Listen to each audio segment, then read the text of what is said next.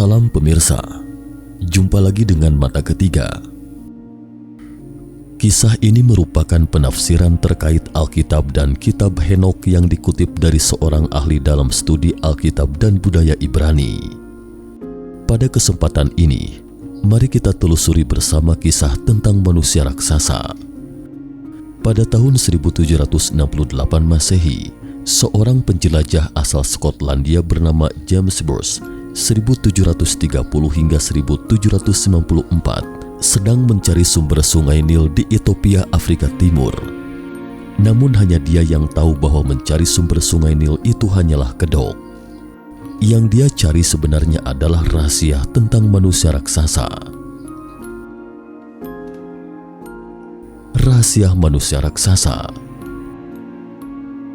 Gereja rahasia tempat Bruce berada selalu tersebar pepatah bahwa siapapun yang menemukan rahasia manusia raksasa akan tahu rahasia tentang banjir besar. Dari rahasia banjir besar ini, maka rahasia malaikat pun dapat dimengerti, dan di balik rahasia malaikat terkait adalah rahasia tentang surga dan Tuhan. Rahasia manusia raksasa mungkin tersembunyi dalam kitab suci kuno yang telah lama dihancurkan oleh Kuria, yakni sebuah badan resmi yang mengatur gereja tertentu dalam gereja Katolik. Alasan dihancurkannya kitab-kitab suci ini sangat sederhana, pseudepigrafa. Pseudepigrafa merupakan suatu tulisan yang tidak masuk ke dalam kanon dan juga dalam apokrifa. Para penulis kitab pseudepigrafa ini biasanya memakai nama orang yang terkenal untuk dijadikan nama penulis kitab atau surat yang dibuatnya. Para penulis kitab-kitab pseudepigrafa menggunakan nama samaran atau nama alias. Menurut Bruce, penghancuran kitab pseudepigrafa selain karena terlalu absurd, konyol, kemungkinan lain karena penulisannya terlalu nyata kepalsuannya. Alkitab berusia 3000 tahun. Tujuan sebenarnya dari ekspedisi Bruce adalah mencari Alkitab kuno 3000 tahun yang lalu. Sejarah Kuria Romawi dengan jelas mencatat bahwa Ratu Sheba, ratu dari Ethiopia, mengambil Alkitab dari Raja Salomo Israel 3000 tahun yang lalu. 3000 tahun kemudian diyakini ada Alkitab kuno yang tersembunyi di sebuah gereja kecil di Ethiopia, menyembunyikan catatan tentang manusia raksasa. Selama 5 tahun pencariannya, Bruce akhirnya menemukan kitab suci yang diinginkannya pada tahun 1773, Kitab Henokh. Ini adalah kitab yang sepenuhnya telah lenyap di barat sejak sekitar 400 Masehi. Di kitab inilah tercatat rahasia tentang manusia raksasa. Gerangan apa sebenarnya manusia raksasa itu? Sebelum membuka kitab Henokh, mari kita telusuri sejenak sepenggal catatan kitab klasik Tiongkok tentang manusia raksasa 2500 tahun silam. 2500 tahun silam, periode musim semi dan musim gugur Tiongkok kuno, 771 hingga 476 sebelum Masehi. Suatu ketika di tahun 494 sebelum Masehi, Raja Fuchai dari negeri Wu menangkap Cao Qian, raja dari negeri bagian Yuwu Tiongkok kuno. Negara bagian Wu yang menyatukan Qiangnan mengacu pada area luas di selatan sungai Yangtze, berencana ke utara untuk menguasai negara bagian Qi. Saat itu negara bagian Lu yang terapit di antara negara bagian Wu dan negara bagian Qi menjadi pion yang penting bagi kedua negeri. Raja Fuchai tahu suku bangsa di dataran tengah sekarang Tiongkok memiliki budaya dan sistem pemerintahan yang maju. Di antaranya itu budaya negeri Lu adalah yang paling maju. Meskipun Lu adalah negeri kecil, untuk menaklukkannya harus menggunakan sesuatu yang dapat mengalahkan mereka secara budaya. Kebetulan Raja Fuchai mendapatkan sepotong tulang kerangka yang konon katanya adalah tulang dewa manusia raksasa ketika akan menyerang wilayah Kuai-Chi. Oleh karena itu, Raja Fuchai secara khusus mewanti-wanti utusannya bahwa negeri Lu ada seorang guru bijak bernama Konfusius atau Kungce. Jika perlu, tunjukkan kepadanya tulang manusia raksasa kita untuk melihat sikapnya. Tapi ingat, jangan bilang ini adalah perintah saya. Kita harus menggunakan tulang manusia raksasa ini untuk membuktikan kepada mereka bahwa hegemoni negeri Wu kita memang sudah ditakdirkan. Setelah tiba dalam perjamuan negeri Lu, utusan Raja Fucai dengan santun bersulang ke semua cendekiawan negeri Lu dan mempersembahkan hadiah untuk mereka masing-masing. Ketika bersulang untuk Konfusius, Konfusius yang sudah tahu maksud sebenarnya dari utusan Raja Fucai ini, kemudian secara khusus bersulang untuk utusan dari Raja Fucai. Suasana perjamuan perlahan-lahan mencapai klimaks. Pada saat demikian, utusan Raja Fucai memanfaatkan kesempatan itu dengan pura-pura mabuk sambil mengambil tulang kerangka manusia raksasa dari atas mejanya dan bertanya kepada Konfusius, "Tulang kerangka siapa yang terbesar saat ini?" Dengan sikap tenang, Konfusius mengatakan bahwa di masa lalu, setelah Yi Agung 2123 hingga 2025 sebelum Masehi, pemimpin klan generasi Xia dan raja pendiri dinasti Xia di zaman kuno berhasil mengendalikan air. Dia mengumpulkan berbagai dewa Kuai Chi untuk bertemu. Tetapi seorang dewa bernama Fang Fang ras manusia raksasa dalam mitologi Tiongkok kuno, tinggi sekitar 11 hingga 12 meter, melawan perintah dan datang terlambat. Jadi Yi Agung membunuhnya dan menggantungkan kepalanya sebagai contoh bahwa siapapun yang berperilaku seperti itu, nasibnya akan berakhir tragis. Saat itu sebagian kecil tulang kerangkanya perlu diangkut dengan satu kereta kuda. Mungkin ini adalah tulang terbesar dalam sejarah, kata Kung Ce. Utusan Raja Fucai bertanya lagi pada Kung Ce, "Bagaimana Anda mendefinisikan dewa yang Anda maksudkan itu?" Dewa bertanggung jawab atas segala gunung dan sungai, mengendalikan suatu wilayah. Sementara di sisi lain, pangeran atau kaum bangsawan atau tokoh berpengaruh bertanggung jawab atas negeri di dunia manusia dan masalah hidup masyarakat. Tapi harap dicatat bahwa terlepas dari dewa dan pangeran, mereka semua adalah abdi raja dan harus mematuhi perintah raja. Karena itu, Yi Agung berhak membunuh Fang Feng. Jawab Kung Ce tegas. Mendengar penjelasan Kung Ce, utusan Raja Fucai pun tak berdaya. Awalnya dia bermaksud menekan wibawa Kung Ce menggunakan nama dewa manusia raksasa, tetapi ia tak menyangka penjabaran Kung Ce yang begitu brilian membuatnya tak berkutik. Sampai di sini utusan Raja Fucai kemudian membuka topik lain dan bertanya lagi, "Apa tanggung jawab Fang Feng?" Konfusius mengatakan bahwa Fang Feng bertanggung jawab atas wilayah sekitar Gunung Fengyi di sepanjang wilayah kota Praja Sanhe, Provinsi Zhejiang, Tiongkok sekarang. Menurut legenda, di era dinasti Yu, Sun, Xia, dan Shang, wilayah ini disebut klan Wang Mang.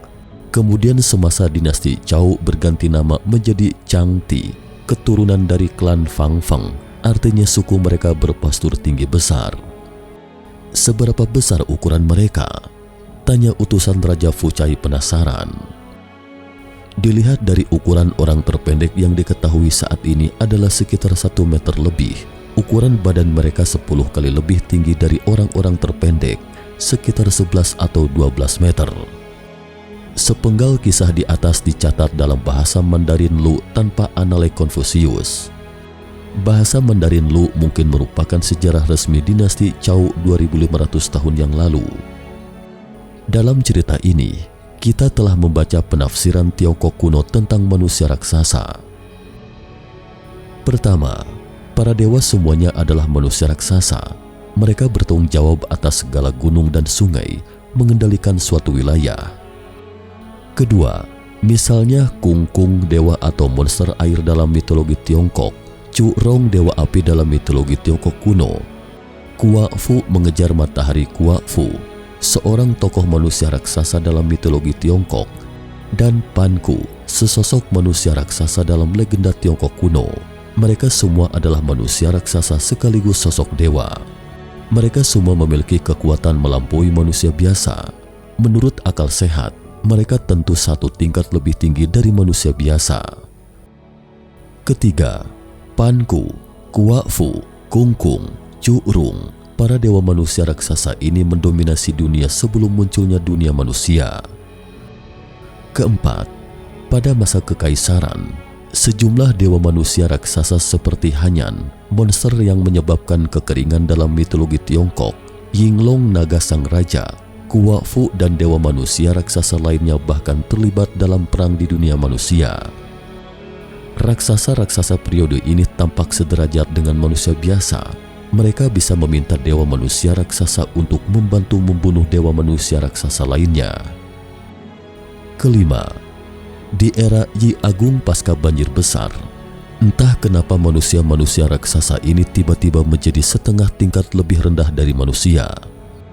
Hanya mereka yang setingkat dengan pangeran atau penguasa di dunia manusia seperti Yi Agung yang berhak secara langsung mengeksekusi dewa manusia raksasa Fang Feng. Sampai pada era dinasti Shang dan Zhou sekitar 1600 sebelum Masehi hingga 256 sebelum Masehi, manusia-manusia raksasa ini sepenuhnya hilang, tetapi tulang kerangka mereka masih ada dan sejarah mereka masih eksis. Hingga di zaman modern, para manusia raksasa ini pun menjadi mitos dan legenda. Siapa sebenarnya manusia raksasa itu? Jika para dewa manusia raksasa itu adalah sejenis makhluk yang pernah eksis di dunia nyata, lalu siapakah mereka sebenarnya? Mereka yang awalnya memiliki kesaktian daripada manusia biasa, mereka yang pernah merajai gunung dan sungai dan menguasai dunia manusia. Tetapi mengapa mereka secara bertahap berubah dari tokoh dunia yang dominan menjadi saudara manusia, kemudian menjadi bawahan umat manusia, hingga akhirnya lenyap sepenuhnya di dunia manusia? Untuk mencari tahu tanda tanya ini, kita kembali ke Alkitab, kembali ke kitab Henokh. Ada sepatah kata yang disebutkan dalam Alkitab, Nephilim manusia raksasa. Di luar sistem Alkitabiah, Nephilim ini adalah landasan dari seluruh teori Sitchin, Zekaria Sitchin 1920 hingga 2010, atau landasan dari kisah Anunnaki dalam The Complete Earth Chronicles. Zekaria Sitchin bisa menjabarkan kisah Anunnaki dari tablet Sumeria dengan kenyataan, karena dia menafsirkan Nephilim dalam Alkitab itu sebagai sosok manusia raksasa dan memahaminya sebagai anak-anak keturunan Anunnaki dengan anak perempuan manusia biasa. Dalam Alkitab versi Raja James yang kita saksikan sekarang, Nephilim ini ditafsirkan sebagai Nephilim. Namun Nephilim ini juga sangat diragukan bahkan di dalam Alkitab, karena hampir dari semua Nephilim ini hanya ada dalam kitab Kejadian ini. Bab 1 ayat 2 dalam kitab Kejadian disebutkan bahwa Tuhan menciptakan langit dan bumi serta Adam dan Hawa. Dalam Kejadian pasal 3 disebutkan tentang Adam dan Hawa mencuri buah terlarang dan diusir dari Taman Eden. Dalam kitab Kejadian pasal 4 disebutkan tentang kisah anak-anak mereka, Kain dan Habel. Di pasal 5 tentang silsilah, siapa yang melahirkan siapa, hidup berapa lama, dan terakhir adalah Nuh. Nuh melahirkan 3 anak, Sem, Ham, dan Yafet. Sampai di sini masuk ke pasal 6 kitab Kejadian. Namun hanya sebaris kalimat yang tertulis di awal pasal 6 bahwa Tuhan akan menurunkan banjir besar, menghancurkan dunia. Kisah Genesis atau kitab Kejadian ini jelas membuat lompatan yang tidak masuk akal di sini. Di 6 pasal pertama, Tuhan menciptakan dunia, sampai pada pasal ke-6 hanya ada sebaris kalimat bahwa Tuhan akan menghancurkan dunia. Jadi apa sebenarnya firman Tuhan ini? Ternyata masalahnya ada pada Nephilim. Dalam sebaris kalimat itu dikatakan bahwa anak-anak Tuhan melihat wanita manusia sangat cantik dan turun ke bumi menikahi wanita manusia, kemudian melahirkan keturunan manusia berdarah dewa. Keturunan ini kemudian disebut Nephilim, manusia raksasa. Tuhan merasa bahwa dunia sudah kacau, lalu berencana memusnahkannya melalui banjir besar dan menciptakan dunia baru. Setelah itu adalah kisah Bahtera Nuh dan banjir besar. Dalam cerita berikutnya lagi tidak pernah disinggung lagi tentang Nephilim, seakan-akan segala sesuatu tentang Nephilim adalah masa lalu dan tidak layak disebut lagi. Tetapi ketika kita menggali kembali cerita dari balik Nephilim yang tidak layak disebutkan lagi, kita akan fokus pada kitab Henokh seperti James Bruce di awal cerita di atas, yakni kitab pseudepigrafa yang pernah hilang itu, karena kitab Henokh menceritakan seluk-beluk tentang Nephilim. Henokh adalah nama seseorang. Terkait Henokh, hanya ada sekalimat yang relatif praktis bersifat ilmiah dalam Alkitab versi Raja James yang kita saksikan sekarang, yaitu Henokh berjalan bersama Tuhan selama 300 tahun, tetapi kisah 300 tahun ini tidak memuat sepatah kata pun dalam Alkitab versi Raja James ini. Kisah-kisah 300 tahun ini semuanya diringkas dalam kitab Henokh yang pernah hilang. Dalam kitab Henokh disebutkan bahwa Henokh adalah kakek buyut Nuh. Henokh pernah dibawa ke surga oleh Tuhan. Kemudian Henokh mencatat apa yang dilihat dan didengarnya di surga, tetapi pada saat itu manusia belum menemukan tulisan. Henokh belajar dan menulis secara langsung tulisan yang diajarkan malaikat.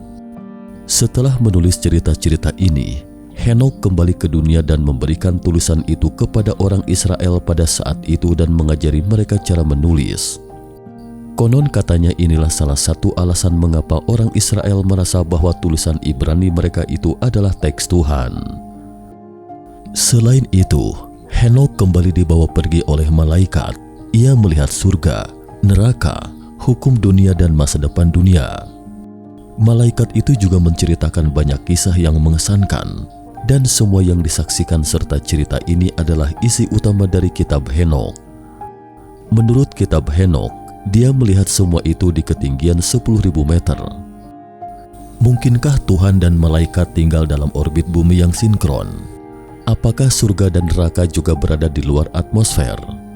Terkait ini kita juga tidak tahu. Kitab Henokh disebut juga The Book of Watchers. Penjaga yang disebutkan adalah para malaikat. Malaikat adalah utusan yang bertanggung jawab untuk membantu Tuhan mengatur dunia. Mereka adalah dewa, membantu Tuhan mengawasi segala sesuatu di dunia. Mereka juga bertanggung jawab untuk menjaga rahasia surga. Dan para malaikat ini sama seperti dewa manusia raksasa yang disebutkan Konfusius, bertanggung jawab atas segala isinya di dunia, namun mereka tidak mencampuri aktivitas manusia. Selanjutnya mari kita lihat cerita seperti apa yang diceritakan malaikat itu kepada Henokh. Malaikat mengatakan bahwa sebenarnya mereka juga punya kesadaran bebas, mereka juga punya perasaan. Jadi pengawasan dari tahun ke tahun seperti itu benar-benar membuat mereka jemu. Lambat laun mereka melihat anak perempuan manusia semakin cantik dan dunia juga semakin baik. Lalu beberapa malaikat ingin mogok kerja. Mereka memutuskan melawan perintah Tuhan, turun ke dunia dan menikah dengan anak-anak perempuan manusia, melahirkan anak-anak dan hidup semarak di dunia manusia. Pemimpin di antara para malaikat itu bernama Samyaza. Dia berkata kepada para malaikat, "Jangan senang dulu sekarang, nanti saat benar-benar ingin pergi ke dunia manusia, tidak ada satupun dari kalian yang pergi. Tidak ada satupun dari kalian yang pergi, membuat aku sendiri yang disalahkan sebagai malaikat jahat. Begini saja, kita bersumpah nasib kita semua ditanggung bersama, senasib sepenanggungan," kata para malaikat. Setelah itu sekelompok malaikat yang terdiri dari total 200 malaikat mendarat di Gunung Hermon di bumi. Konon katanya Gunung Hermon adalah gunung yang tertutup salju dan tidak diketahui pasti apakah itu milik Libanon, Suriah atau Israel. Mereka membentuk lingkaran di Gunung Hermon dan setelah mengambil sumpah bersama, mereka pun turun gunung dengan gembira untuk mencari anak perempuan manusia. Selain menikah dengan anak-anak perempuan manusia dan melahirkan anak-anak Nephilim, mereka juga mengajari manusia cara mengekstrak logam dari batu, lalu cara membuat senjata dengan logam-logam itu dan saling bunuh.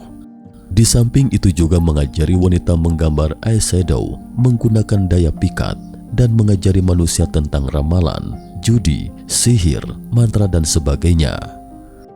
Namun satu hal yang membuat Tuhan murka adalah mereka juga membocorkan rahasia surga kepada manusia, memberitahu manusia rahasia tentang alam semesta dan segala sesuatunya.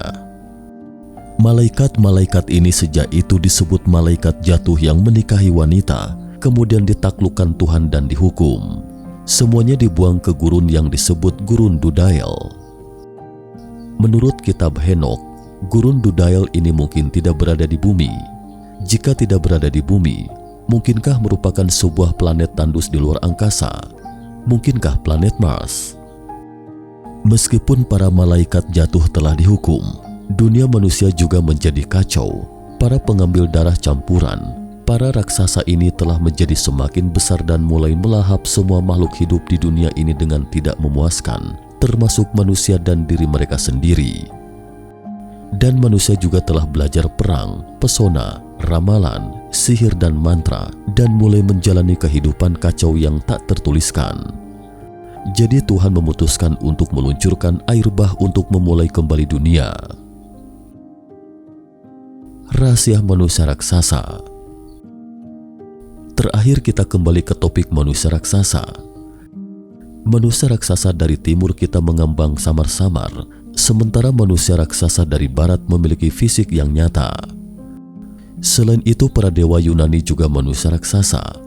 Para dewa juga memiliki perasaan, gejolak emosional yang sama dengan manusia, dan mereka juga menguasai dunia manusia.